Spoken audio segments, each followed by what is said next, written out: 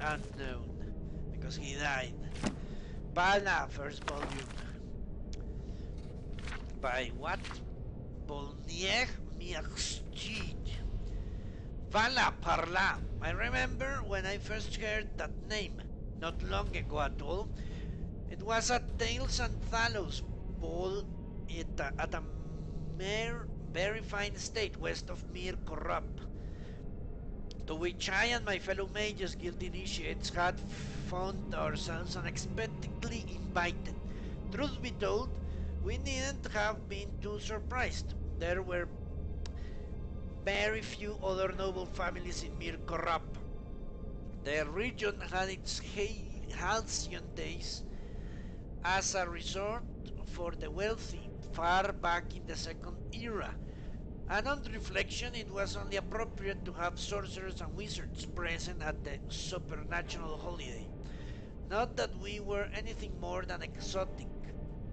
More exotic than students at a small, non-exclusive chapter house of the guild, but like I said, there was a paucity of other choices available.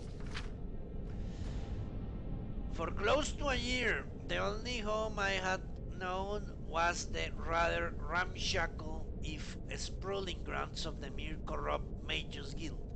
My only companions were my fellow initiates, and most of which only tolerated me, and the masters, whose bitterness at being at a backwater guild prompted never-ending abuse. Immediately the School of Illusion had attracted me. The Magister who taught us recognized me as an apt pupil, who loved not only only the spells of science, but their philosophical underpinnings. There was something about the idea of warping the perceptual energies of light, sound, and mind that appealed to my nature. Not for me the flashy schools of destruction and alteration, the holy schools of restoration and conjuration, the practical schools of alchemy and enchantment, or the chaotic school of mysticism. No, I was never so pleased as to take an ordinary object and bring a little magic, make it seem something other than it was. I would have taken more imagination than I had to apply that philosophy to the monotonous life. After the morning lessons, we were assigned tasks before our evening classes. Mine had been to clean out the study of a recently deceased resident of the guild and categorize his clutter of spellbooks, charms, and incunabula. It was a lonely and tedious appointment. Magister Saint Tendixius was an inveterate collector of worthless junk.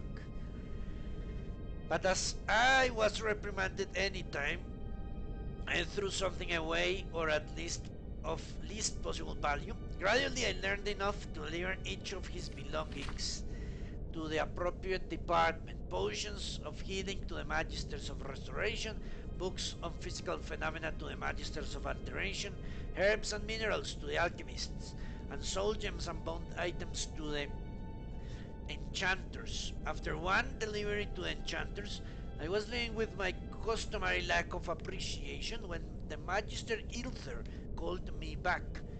"Bye!" said the portly old man, handing me one item. "Destroy this!" It was a small black disc covered with runes, with a ring of red-orange gems, like bones circling in the periphery. "I'm sorry, Magister," I stammered. "I thought it was something you would be interested in." "Take it to the great flame and destroy it," he barked, turning his back on me. "You never brought it here." My interest was piqued, because I knew the only thing that would make him react in such a way: necromancy. I went back to the Magister Thendixius' chamber and peered through his notes, looking for any reference to the disc. Unfortunately, most of the notes had been written in a strange code that I was powerless to decipher. I was so fascinated by the mysterious that I nearly arrived late for my evening class in enchantment, taught by the Magister Ilther himself. For the next several weeks, I divided my time categorizing the general debris and making my deliveries, and researching the disk. I came to understand that my instinct was correct. The disk was a genuine necromantic artifact. Though I couldn't understand most of the Magister's notes, I determined that he thought it to be a means of resurrecting a loved one from the grave. Sadly, the time came when the chamber had to be categorized and cleared, and I was given another assignment, assisting the stables of the guild's menagerie. At least I finally was working with some of my fellow initiates. I had the opportunity to grope them, to meet common folk and nobles who came to the guild on various errands. Thus, I was employed when we were all invited to the Thales and Thalos ball. If the expected glamour of the evening were not enough, our hostess was reputed to be young, rich, unmarried orphan from Hammerhill. Only a month or two before had she moved to our desolate wooded corner of the Imperial Province to reclaim an old family manor house and grounds. The initiates of the guild gossiped like old women about the mysterious young lady's past, what had happened to her parents, why she had left or been driven from her homeland. Her name was Betaniki, and that was all we knew. We wore our robes of initiation with pride as we arrived for the ball. At the enormous marble foyer, a servant announced each of our names as if we were royalty, and we strutted into the midst of revelers with great puffery. Of course, we were then promptly ignored by one and all. In essence, we were unimportant figures to lend some thickness to the ball. Background characters, NPCs if you will. The important people pushed through us with perfect politeness. There was old lady Sharrida discussing diplomatic appointments to Balmora with the Duke of Falrin. An orc warlord entertained a giggling princess with tales of rape and pillage. uh, I'm guessing they are going to have a lot of fun later that night, that princess and the orc.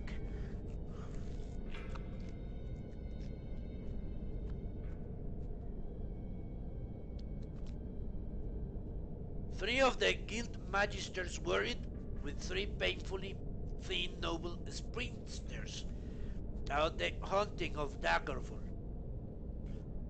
Intrigues at the imperial and various royal courts were analyzed, gently mocked, fretted over, toasted, dismissed, evaluated, mitigated, admonished, and subverted.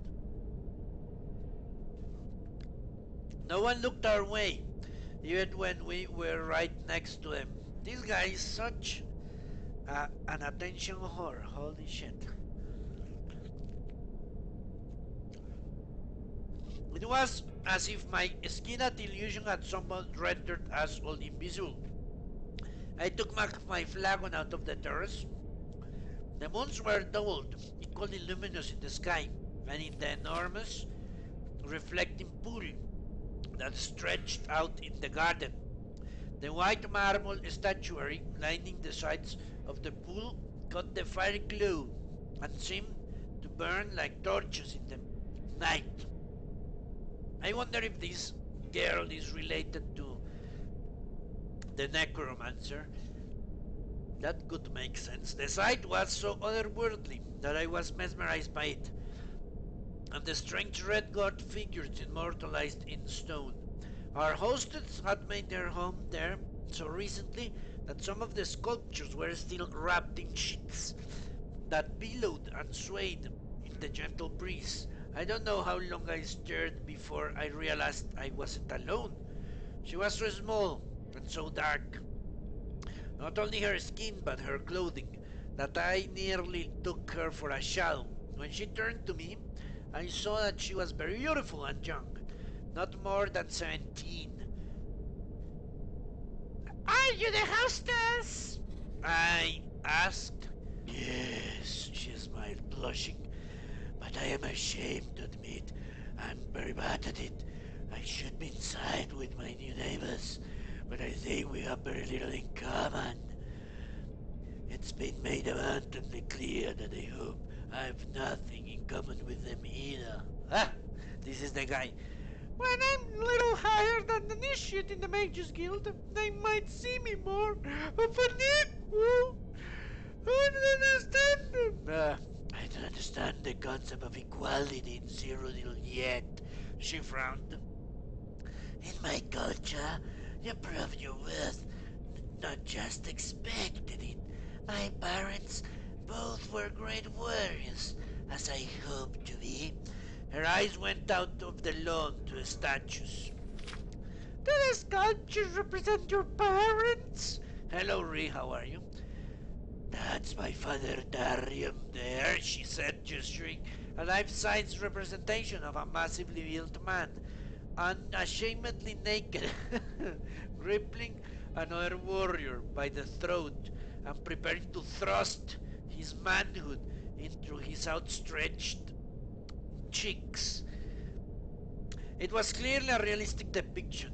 Darium's face was a plain and even slightly ugly, with a low forehead and mass of tangled hair stole on his cheeks, even a slight gap in his teeth, which no sculpture would surely have invented except to do justice to his model's true idiosyncrasies.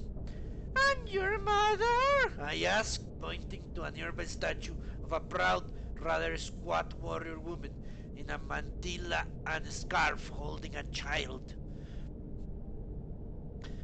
Oh no, she laughed. That was my uncle's old nurse. Mother's statue still has a sheet over it.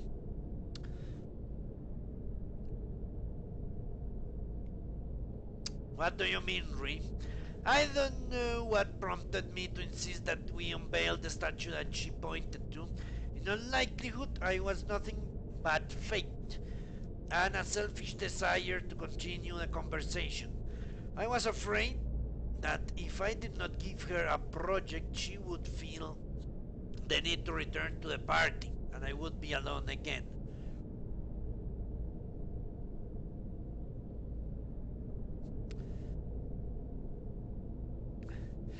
At first, she was reluctant. She had not yet made up her mind whether the statues would suffer in the wet, sometimes called Cyrodiilic climate. Perhaps all should be covered, she reasoned. It may be that she was merely making conversation and was reluctant as I was to end the standoff and be that much closer to having to return to the party. Ah, you just woke up. Okay. Yeah, this is not exciting stuff, but I need to read them, and I said yesterday I would, and now I'm doing it. Alright. In a few minutes' time, we tore the tarp from the statue of Bentaniki's mother. That is when life changed forevermore. What? Okay, don't worry, Ree. She was an untamed spirit of nature, screaming in a struggle with a misshapen monstrous figure in black marble. What? Maybe that's the father. Her gorgeous long fingers were raking across the creature's face. The monster's talons gripped her right breast in a sort of caress that prefaces a mortal wound. Its legs and hairs were wound around one another in battle. That was a dance. They were having sex, obviously. What a stupid boy. 1,000,000 pages? Well, it will take a long time to read this all then. This lithe but formidable woman was beautiful beyond all superficial standards. Whoever had sculpted it had somehow captured not only a face and a figure of a goddess, but her power and will. She was both tragic and triumphant. I fell instantly and fatally in love with a statue. This this guy is a freak.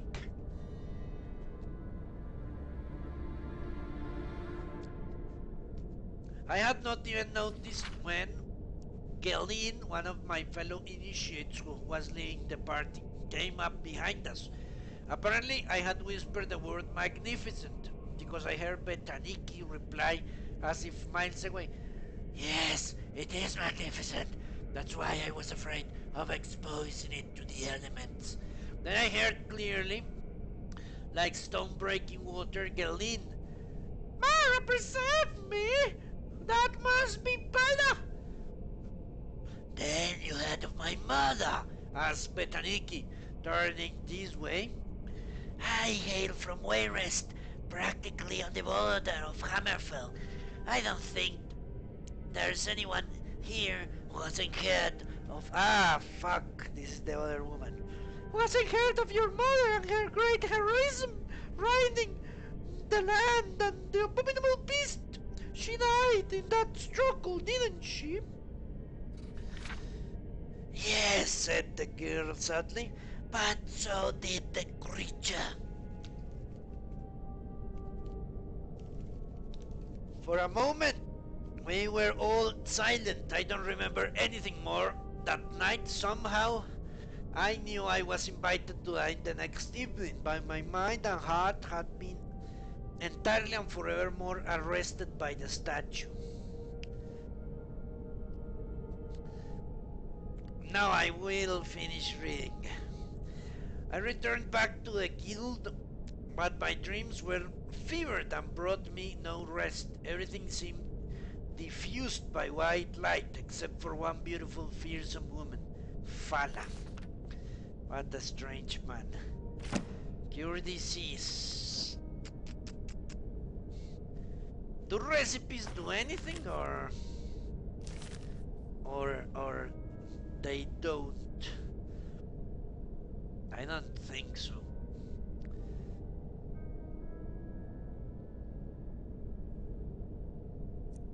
I don't think they do anything. Alright, the rising threat.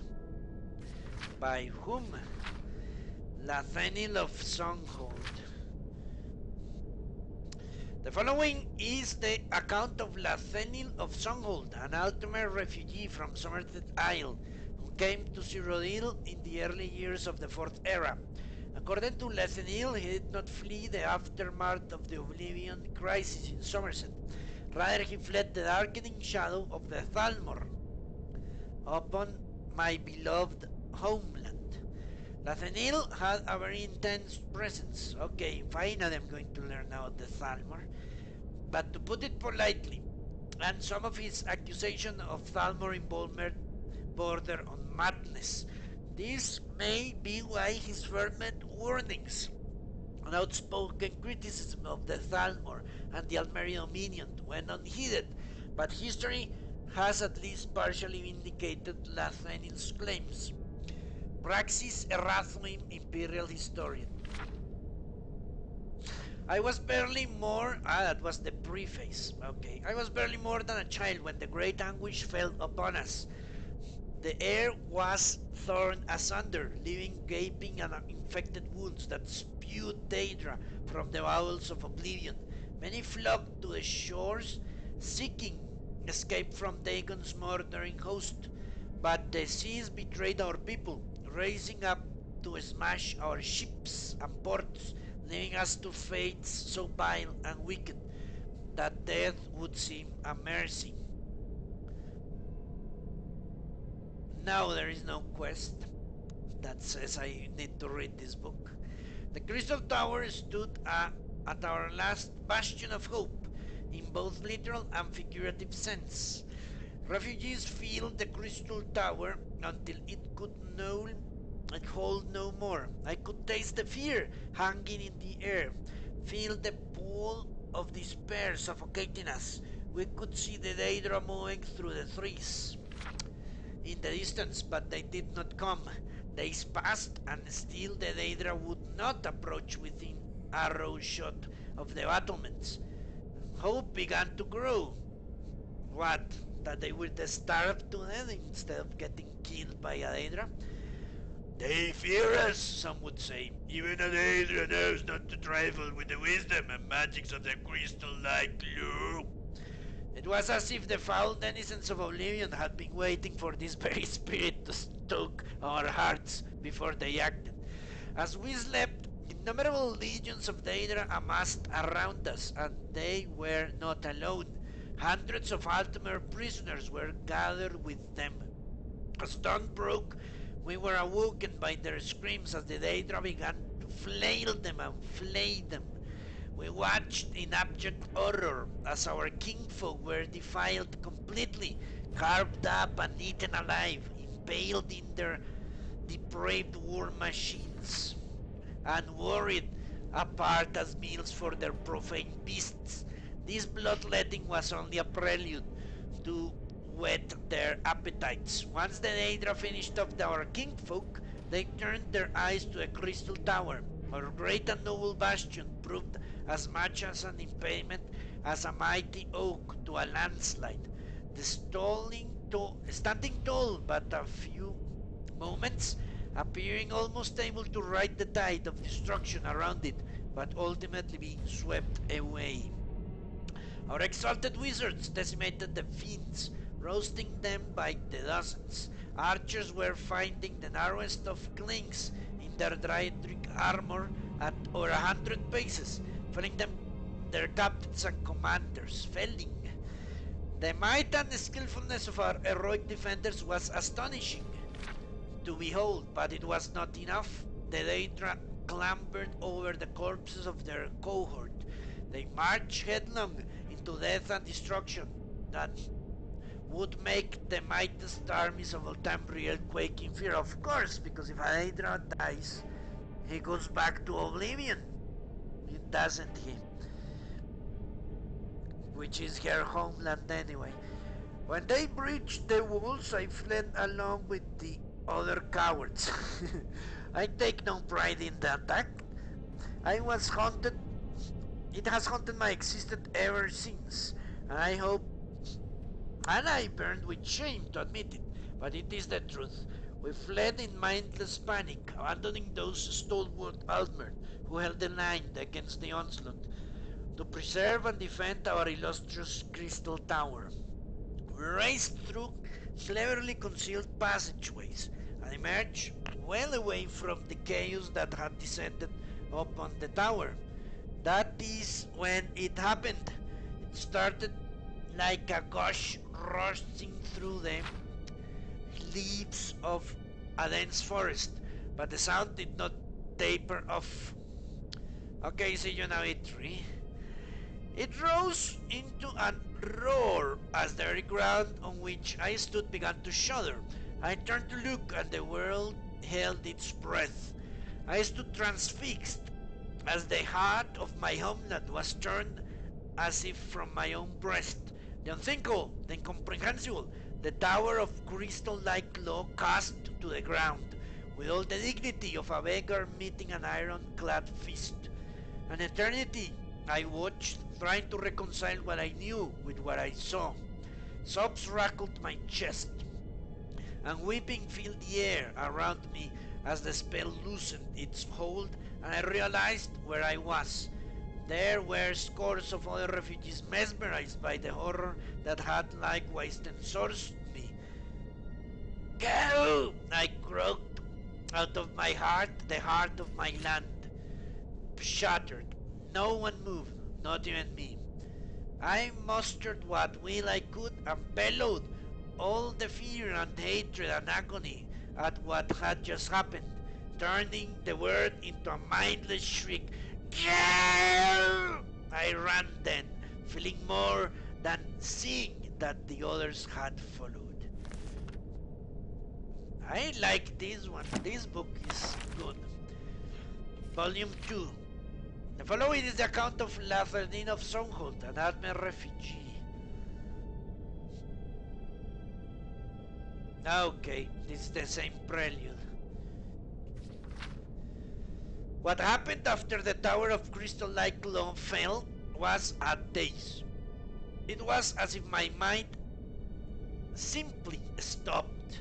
Instinct took over as my very thought sank into a black abyss of despair.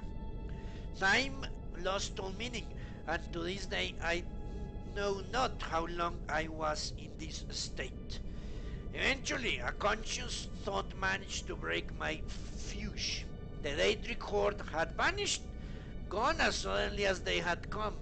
Before my mumbled mind could comprehend the tumult that consumed my beloved Somerset Isle, before I could formulate the question how, they were there, dripping honey poison in our ears. The Thalmor. They were the ones that saved us, they claimed, working deep and subtle magics. It was their efforts, their sacrifices that delivered the Altmer from extinction. Oh, what fools we were! We wanted so desperately someone to thank for ending our tribulations. We lavished it upon the first to step up and claim the glory. With that simple act of gratitude, we allowed a vile rot to seep into our homeland, to putrefy our once noble and dignified civilization. It was months before I began to suspect the error we had made. Small twinges of unease would vex me, but each one alone was easy enough to disregard and push aside. The exile of the great seer Mage Rinador the Bold was the final doubt that could not ignore. You see, Rinador was one of the very few who survived the collapse of the Crystal Tower. Give me a second, please.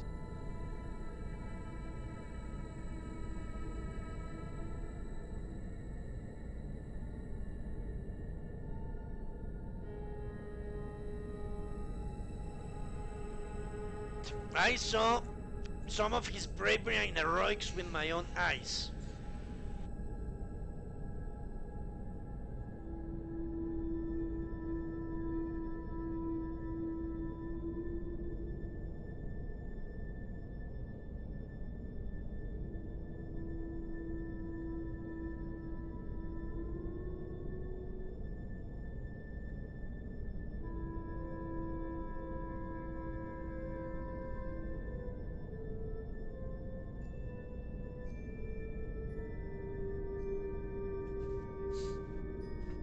Alright.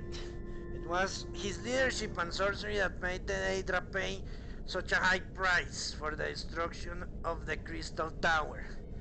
The Thalmor besmirched his name when he had the audacity to publicly doubt and question their role in ending the Oblivion crisis on Somerset Isle. Rinador made the mistake of ignoring the consensus gentium, thrusting instead logic and facts. The shrewdness of the Thalmor, however, was not such to allow something as trivial as the truth to stand in their way.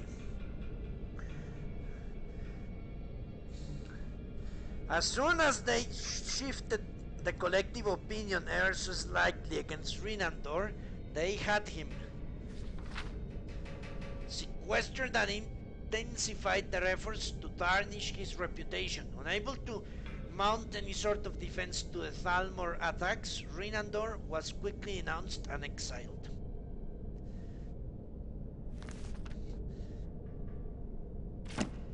Let's continue. Volume 3. I agree, Otto. This guy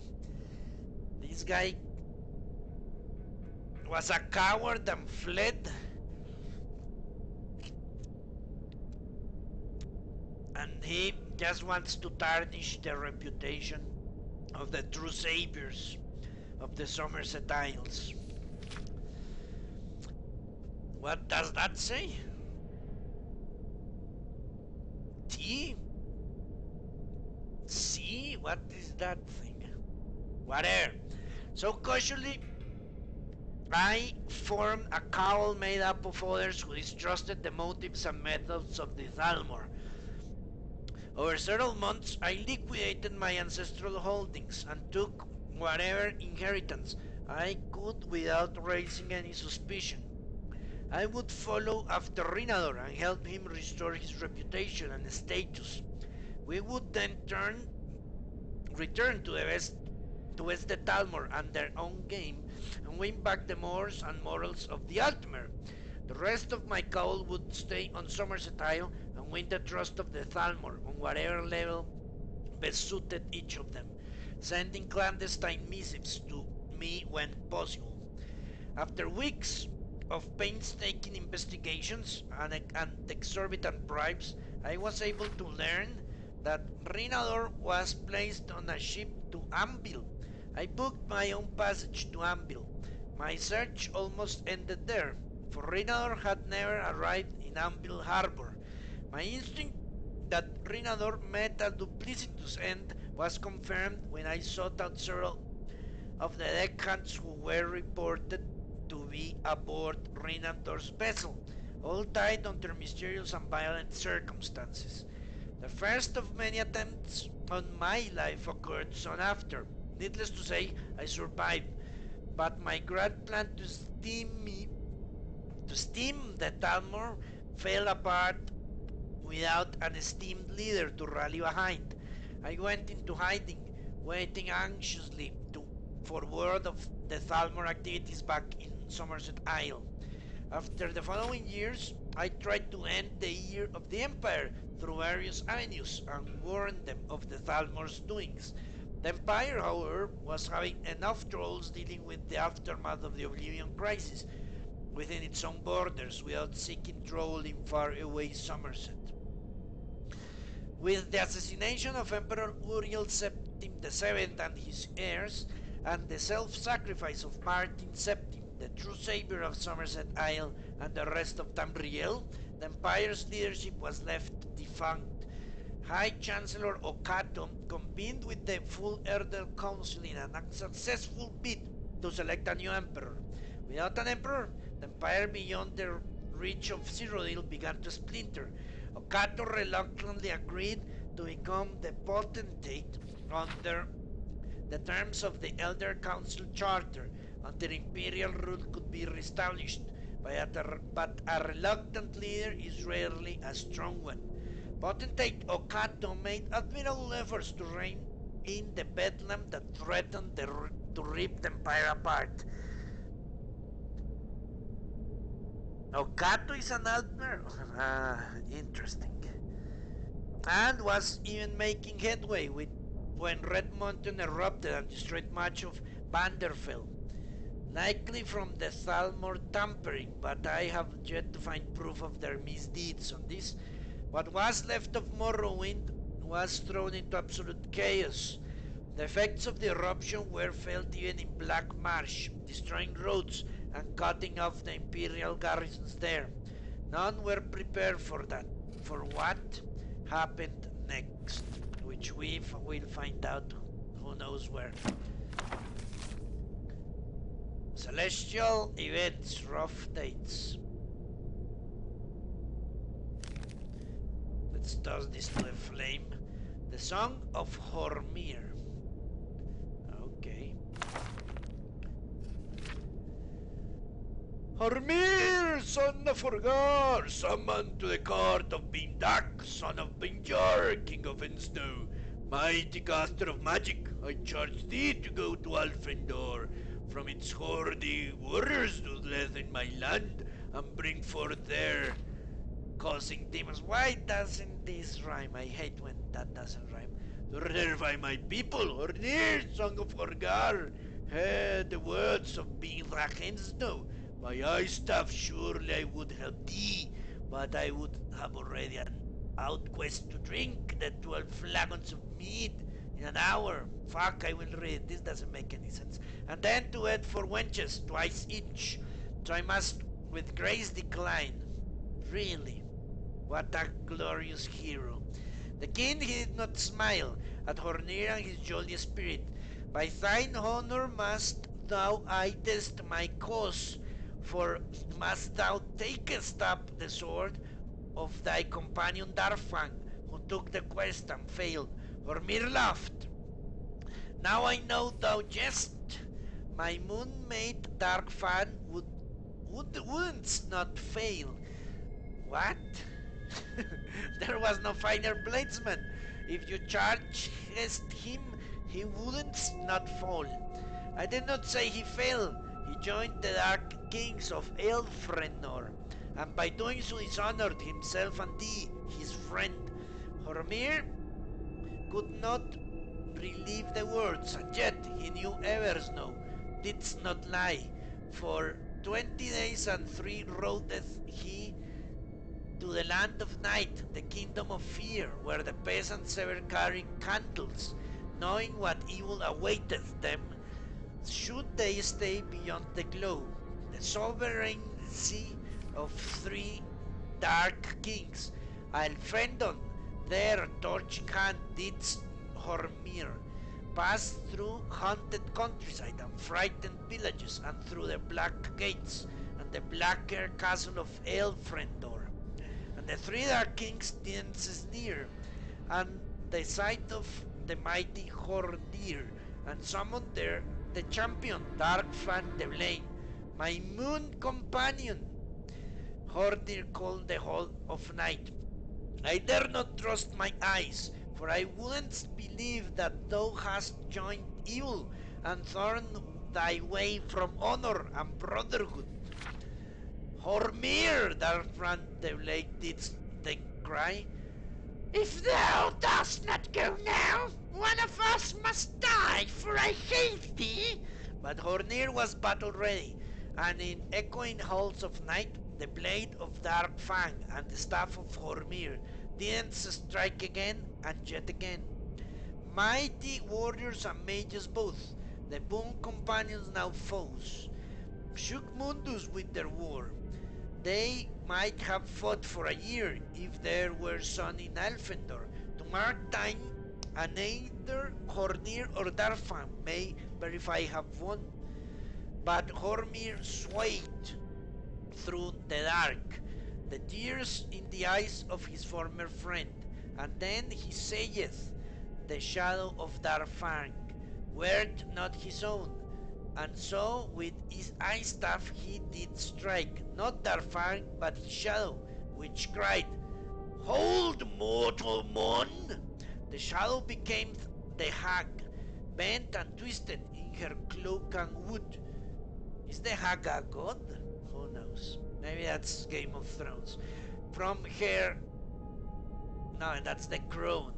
From her faceless shadows she hissed, mortal man, called Hornir, to show thy boon companion is my plaything, but I will take thine in trade, for though we both have strong arms, thou hast more clever mind, which my sons the dark kings need for a champion of Elfrendor.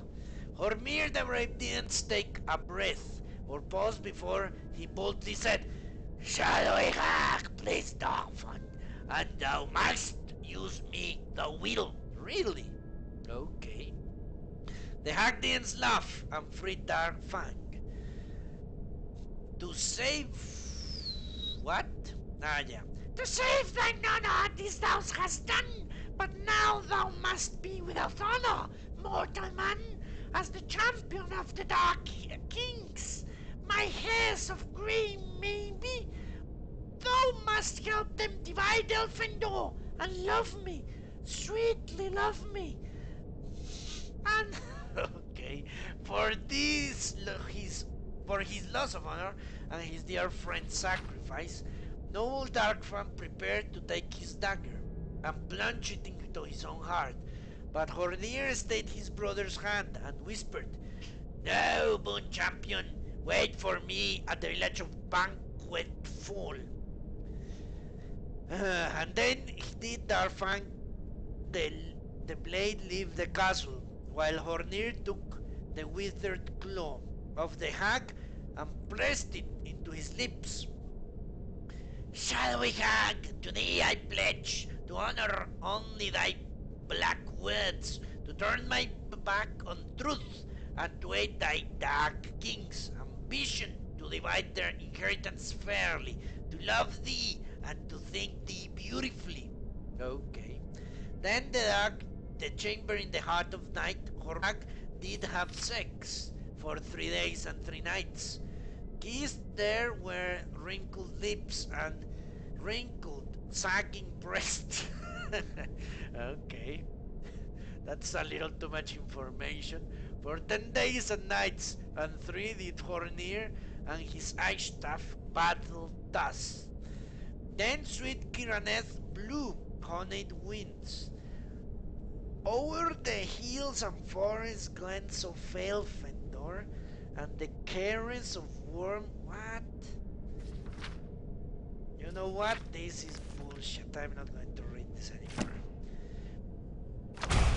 I hate when poems don't rhyme. I hate modern poetry. I really do.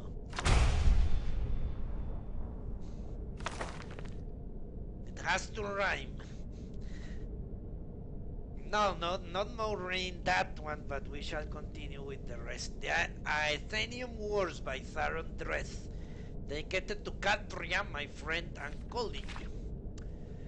The end, when it came, was swift. In the span of 3 short years, the great dwarven cities of Skyrim, from Markath to the Velothi Mountains, fell before the armies of the High King. Cities that had held fast against the Nords for over 100 years crumbled abruptly and without warning. For centuries, scholars have marveled at the sudden collapse of the Dwemer city states. Even the North seemed to have been taken by surprise, though their chroniclers were quick to ascribe their success to King Gelir, inspired tactics and the blessings of Shor. My research suggests a much different cause, however.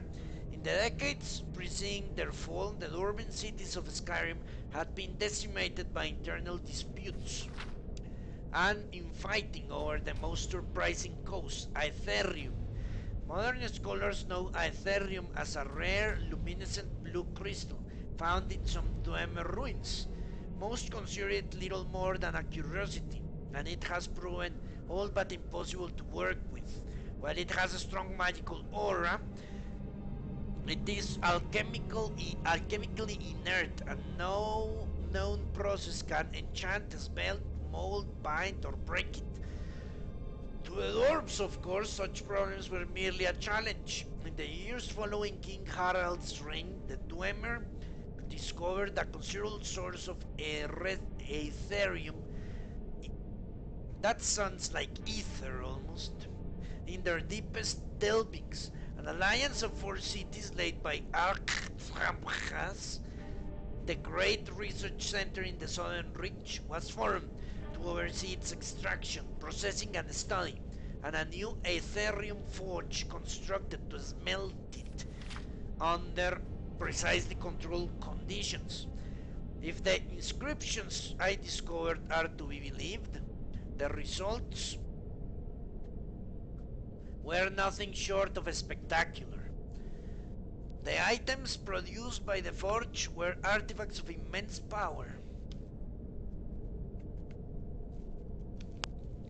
imbued from the moment of their creation with powerful enchantments. The Dwarven alliance shattered almost immediately as the 4 city-states and their rivals attempted to claim the forge. We can only speculate that none were successful. Decades of conflict merely weakened them all, allowing the King Gelir's subsequent conquest. And though the Dwemer reclaimed most of their lands a century later, there is no evidence that they ever resumed their research of Aetherium. Perhaps the costs have been just too great. But nothing like Aetherium forge described in the inscriptions has ever been found within the borders of Skyrim. It may have been destroyed long ago by the North invaders or the Dwemer themselves, or perhaps it, like the secrets of Aetherium itself, still remains to be discovered. The Black Arrow by Gordic Wine. I was young when the Duchess of Woda hired me as an assistant footman in her summer palace. My experience with the ways of the titled aristocracy was very limited before that day. There were wealthy merchants, traders, diplomats, and officials who had large operations in Eldenroot and ostentatious palaces for entertaining, but my relatives were all far from those social circles.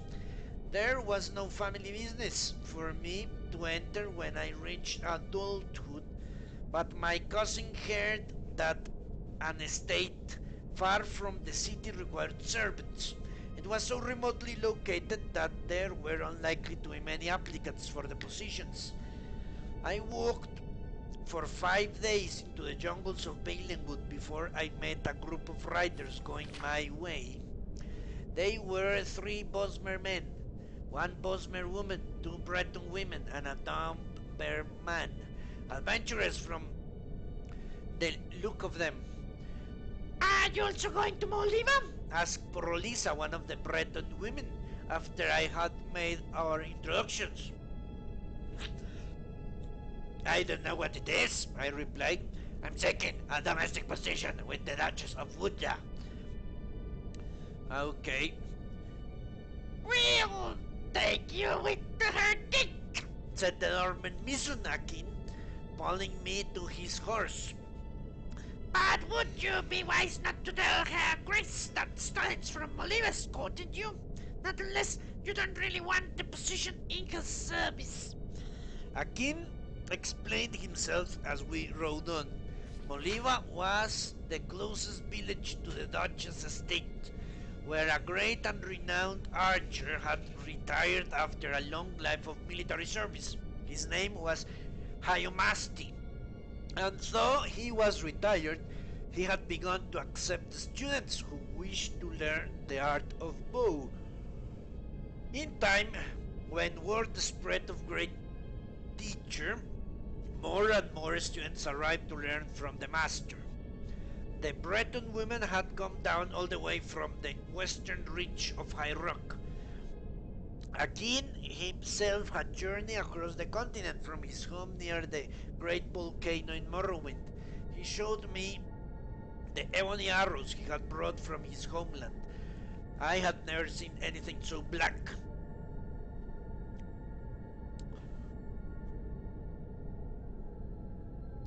From what we've heard, said Kopali, one of the Osmer men, the Duchess is an Imperial whose family has been here even before the Empire was formed. So you might think that she was accustomed to common people of Balenwood. Nothing could be further from the truth. She despises the village and the school most of all. I suppose she wants to control all the traffic in their jungle. Laughed Prolisa. I accepted the information with gratitude and found myself dreading more and more my first meeting with the intolerant Duchess. My first sight of the palace through the trees did nothing to assuage my fears. It was nothing like a building I've ever seen in Balenwood. A vast edifice of stone and iron, with a jagged row of battlements like the jaws of a great beast. Most of the trees near the palace had been hewn away long ago. I could only imagine the scandal that it must have caused, and what fear the Bosmer peasants must have of the Duchy of the Woda to have allowed it. In their stead was a white grey-green moat circling in a ring around the palace, so it seemed to be a perfect if artificial island. I had seen such sights in tapestries from High Rock and the Imperial Province, but never in my homeland. Okay, there are too many characters, I don't remember. There'll be a guard at the gate, so we'll leave you there, Akin said, stopping his horse into the road. I'll be the best for you if you weren't down by assassination with us. I thanked my companions and wished them good luck with their schooling. They rode and I followed on foot. In a few minutes' time I was on the front gate, which I noticed was linked to a tall and ornate railing to keep the compound secure. When the gatekeeper understood that I was there to inquire about domestic possession, he allowed me past and signaled the other guard across the open lawn to extend the drawbridge and allow me to cross the moat. There was one last security measure, the front door, an iron monstrosity with the Woda coat of arms across the top, reinforced by more strips of iron and a single golden keyhole. The man standing guard unlocked the door and gave me passage into the huge gloomy grey stone. Her Grace greeted me in her drawing room. She was thin and wrinkled like a reptile, cloaked in a simple red gown. It's obvious that she has never smiled. Whatever. Our interview consisted of a single question. Do you go south? Apparently not. Nah. Do you know about being a junior footman in the employment of an imperial noblewoman? Her voice was like an ancient leather. No, Your Grace. Good. No servant ever understands what needs to be done. I particularly dislike those who they do. You're engaged. Life at the palace was joyless, but the position of junior footman was very undemanding. I had nothing to do on most days, except to stay out of the Duchess' sight. At such times I usually walked 2 miles down the road to Moldcliva. In some ways there was nothing special or unusual about the village. There are thousands of identical places in Valenwood, but on the hillside nearby was Master Hiomastis Archery Academy, and I would often take my luncheon and watch the practice. Prolisa and Akin would sometimes meet me afterwards. With Akin, the subject of conversation very seldom strayed far from archery. Though I was very fond of him, I found Prolisa a more enchanting companion, not only because she was pretty for a Breton, but also because she seemed to have interests outside the realm of marksmanship. Ooh. Okay. There is a circus in High Rock I saw when I was a little girl called the Quill Circus, She said during one of our walks through the woods. They've been around for long as anyone can remember. You have to see them if you ever can. They have plays and sideshows and the most amazing acrobats and archers you've ever seen. That's my dream, to join Cirque du Soleil someday when I'm good enough. Okay. How will you know where you're good enough, Archer? She did not answer, and when I turned I realized that she had disappeared. What? I looked around bewildered until I heard laughter from a tree above me. She was perched on a branch grinning. I may not join as an archer, maybe I'll join as an acrobat, she said. Or maybe as both. I figured that Valenwood would be a place to go to see what I could learn. You've got all those great teachers to imitate in threes here. Those ape men. What? Okay. She called up and prancing her left leg before swinging forward. On her right, in a second, she had leapt across to a neighboring branch. I found it difficult to keep talking to her.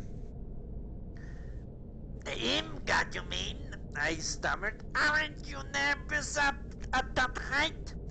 It's just a clique, you know, she said, jumping to an even higher branch. But the secret is to not ever look down. Ooh. Would you mind coming down? I probably should anyhow, she said. She was a good 30 feet up now, balancing herself, arms outstretched, on a very narrow branch. Does this story have a point? She gestured toward the gate, just barely visible on the other side of the road. This tree is actually as close as I want to get to your Duchess' palace. I held back a gasp as she dove off the branch, somersaulting until she landed on the ground. knees slightly bent. That was the trick, she explained, anticipating the blow before it happened. I expressed to her my confidence that she would be a great attraction at the Quill Circus. Of course, I now know that there was to be. Ooh. On that day, as I recall, I had to return early. It was one of the rare occasions when I had work of a sort to do. Whenever the Duchess had guests, I was to be at the palace. That is not to say that I had any particular duties, except to be seen standing at attention in the dining room. The stewards and maids worked hard to bring in the food and clear the plates afterwards, but the footmen were purely decorative, a formality. I would love that job, but at least I was an audience to the drama to come, which we shall find out right now what it was. Could it be possible that the lady of the castle decided to storm the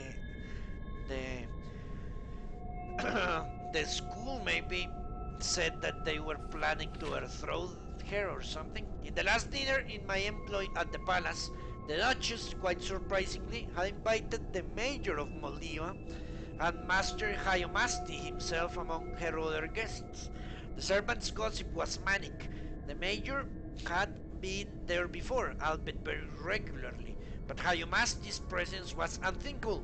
What could she mean by such a conciliatory gesture? She's going to poison them all. The dinner is itself progressed along with perfect, if slightly cool, civility among all parties. Hyomasti and the Duchess were both very quiet. The Major tried to engage the group in a discussion of the Emperor Pelagius IV, new son, and her Uriel, but it failed to spark much interest. Lady Vilia, elderly but much more vivacious than her sister the Duchess, led most of the talk about the crime and scandal in Eldenroot.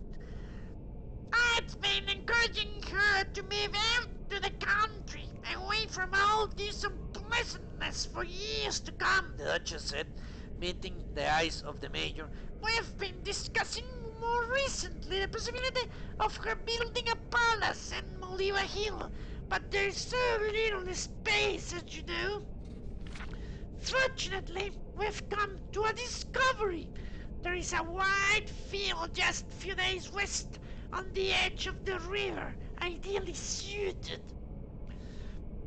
It sounds perfect. The Major smiled and turned to Lady Vilia.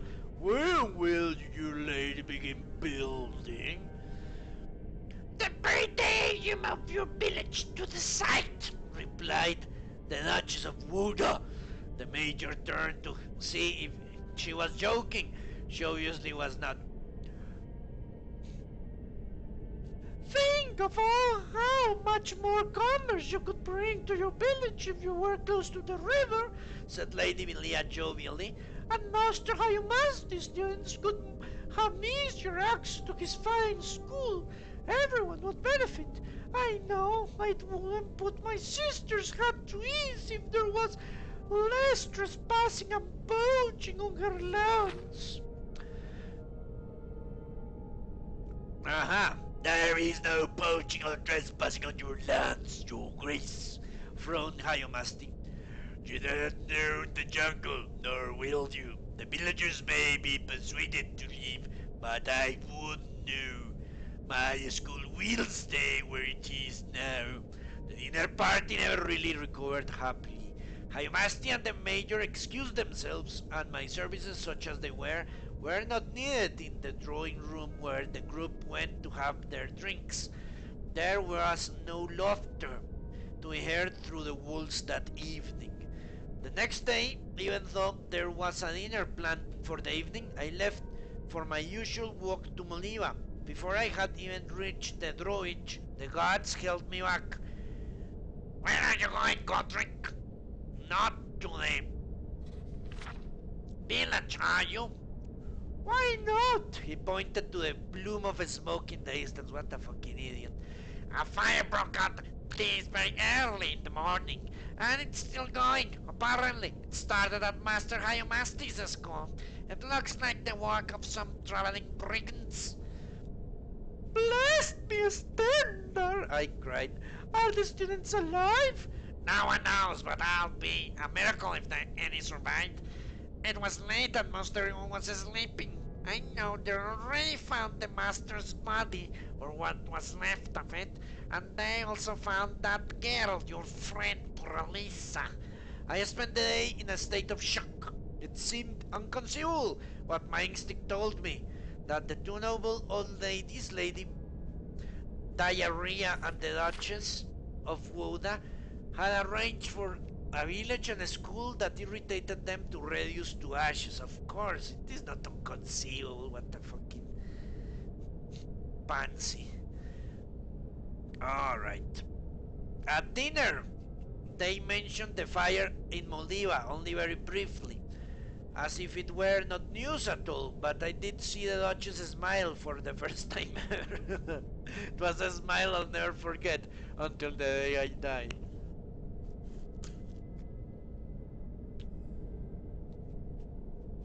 The very next morning, I had resolved to go to the village and see if I could be of any assistance to the survivors.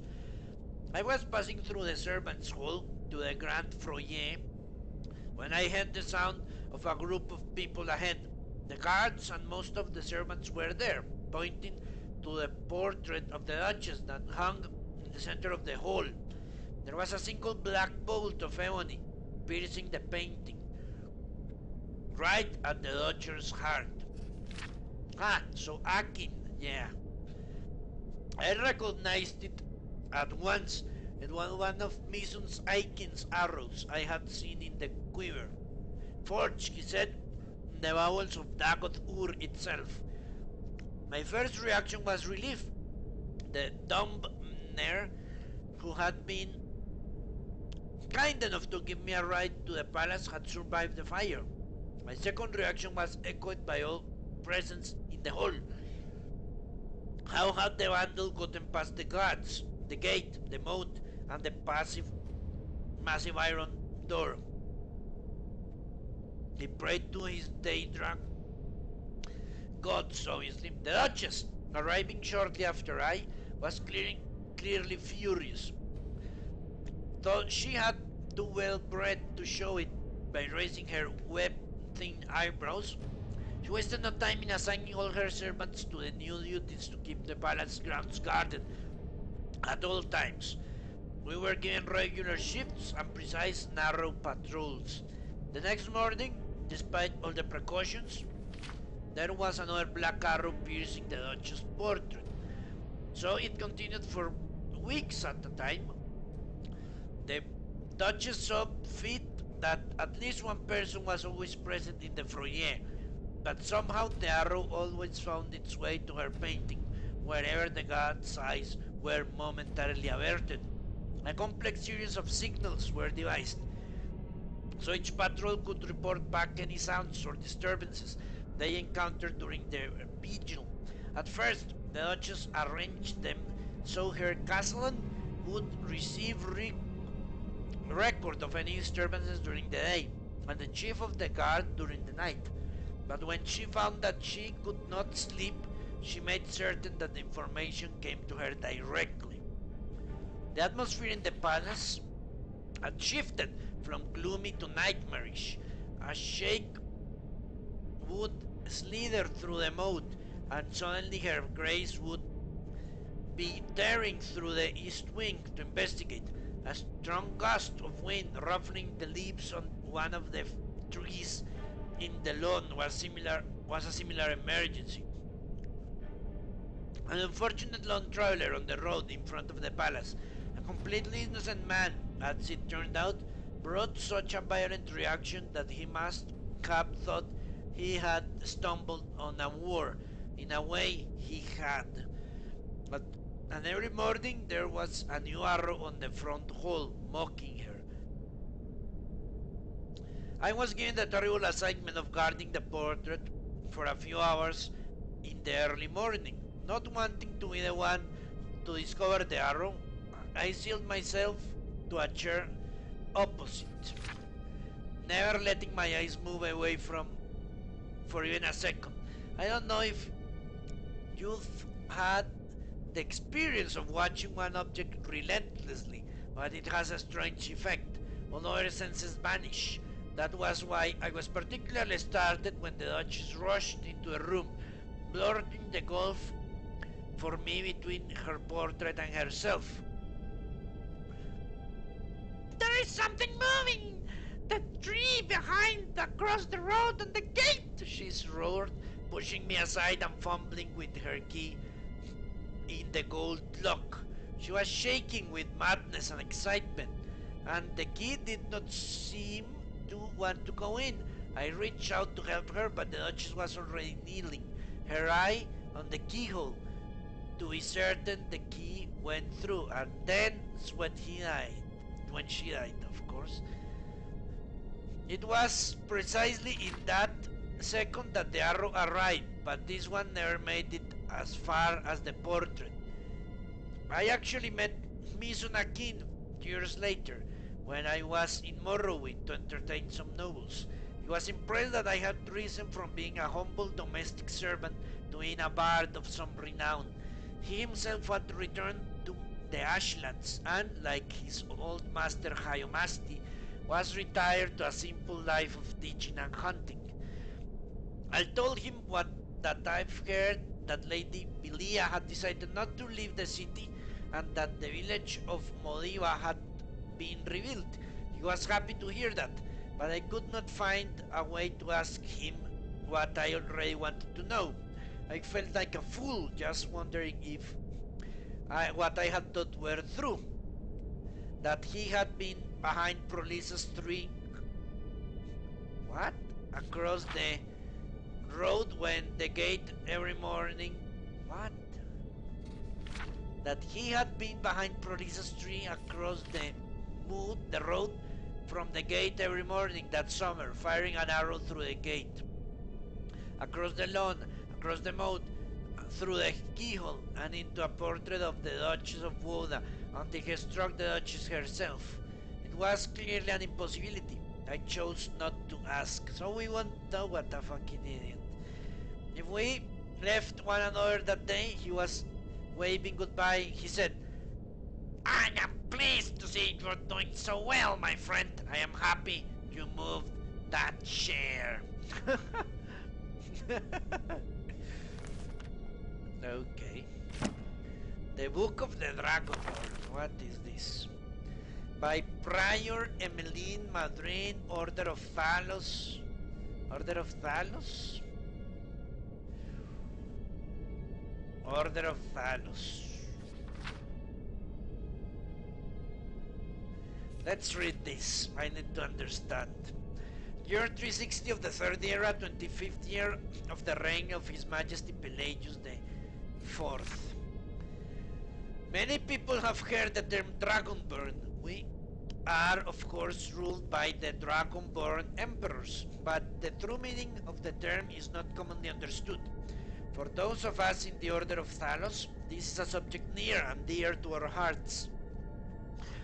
And these books I will attempt to illuminate the history and significance of those known as Dragonborn down through the ages. Most scholars agree that the term was first used in connection with the Covenant of Akatosh, when the blessed Saint Alessia was given the Amulet of Kings, and the dragon fires in the Temple of the One were first lit. Akatosh, looking with pity upon the plight of men, drew precious blood from his own heart and blessed Saint Alessias with the blood of the dragons, and made a covenant that so long as Alessia's generations were true to the dragon's blood, Akatosh would endeavor to seal tight the gates of oblivion, and to deny the armies of the Daedra and undead their enemies, the Daedra loving Aelids. What? And to deny the armies of Daedra and undead to their enemies, the Daedra loving Aelids. What?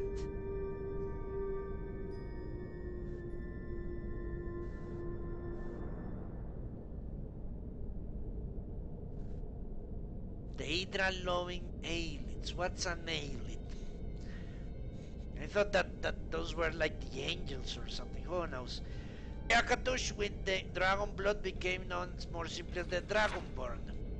The connection with these rulers of the empire was thus there from the beginning. Only those of the dragon blood were able to wear the amulet of kings and light the dragon fires. All the legitimate rulers of the empire have been dragonborn. The emperors are empresses of the first Cyrillic empire founded by Alesia. Okay.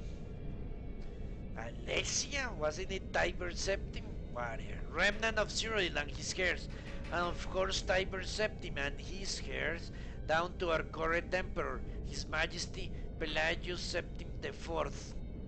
Because of this connection with the emperors, however, the other significance of the Dragonborn has been obscured and largely forgotten by all but scholars and those of us dedicated to the service of the blessed Talos, who was Tiber Septim.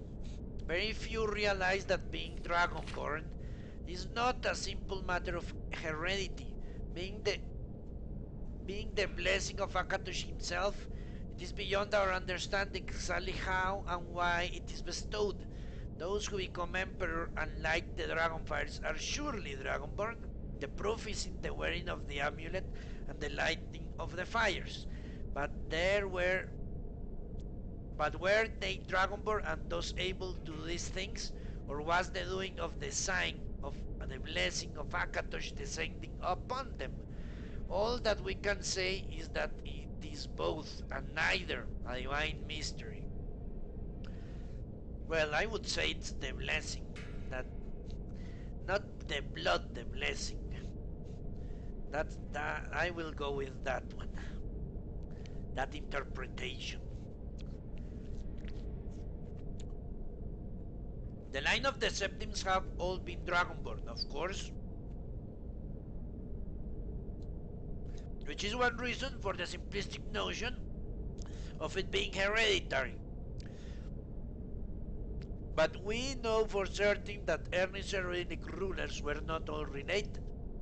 There is also no evidence that Renan Cyrodiil was descended from Alesia, although there are many legends that would make it so, most of them dating from the time of Remnan and likely attempts to legitimize his rule. We know that the Blades, usually thought as the Emperor's bodyguards, originated in Akaviri, crusaders who invaded Tamriel for obscure reasons in the late First Era. They appear to have been searching for a Dragonborn. The events at Pale Pass bear this out, and the Akaviri were the first to proclaim Renan Cyrodiil as Dragonborn. In fact, it was the Akaviri who did the most to promote his standing as emperor, although Renan himself never took the title in his lifetime. And of course, there is no known hereditary connection between Tiber Septim and any of the previous Dragonborn rulers of Tamriel. Where there can be more than one Dragonborn at any time is another mystery. The emperors have done their best to dismiss this notion, but of course the imperial succession itself means that at least there are two or more potential Dragonborn at any time. The current ruler and his or her heirs.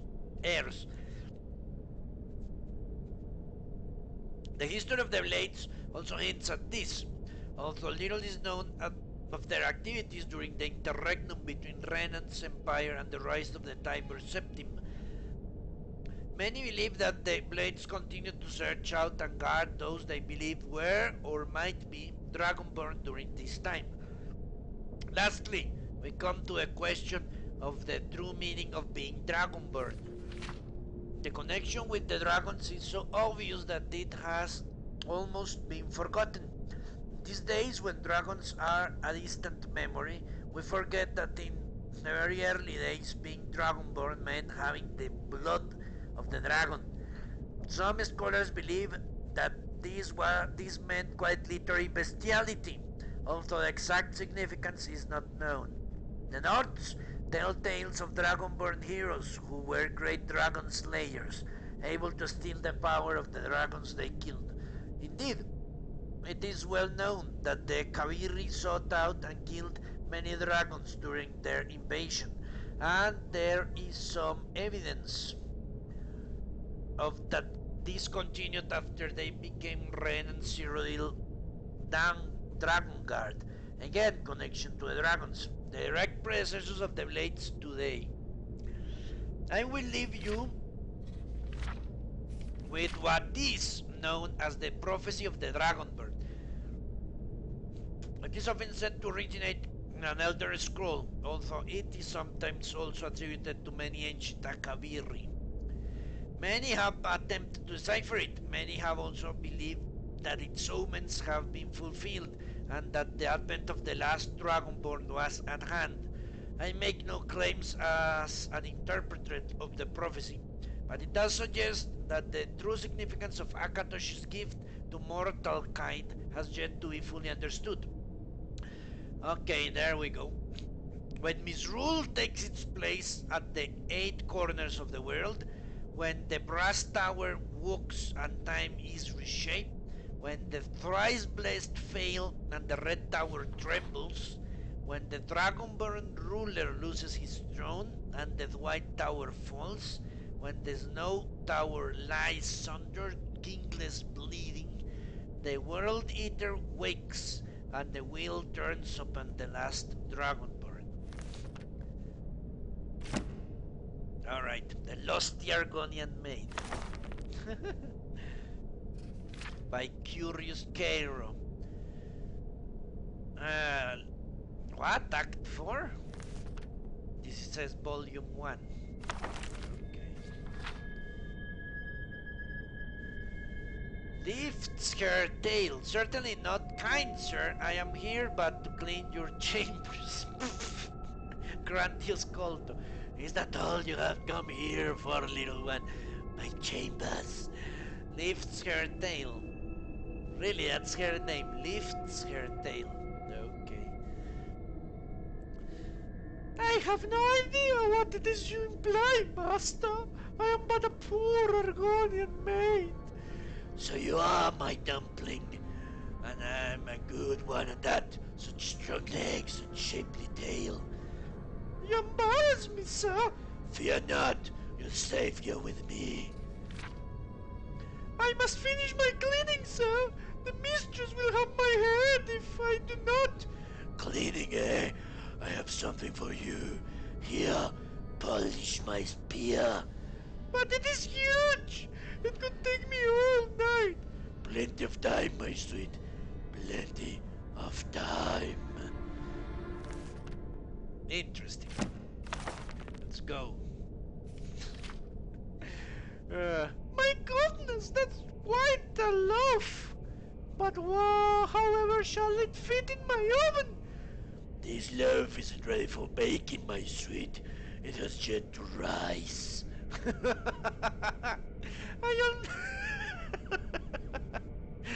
If only we could hurry that long. How would I accomplish such a task? Oh, my foolish little Argonian maid. You must use your hands.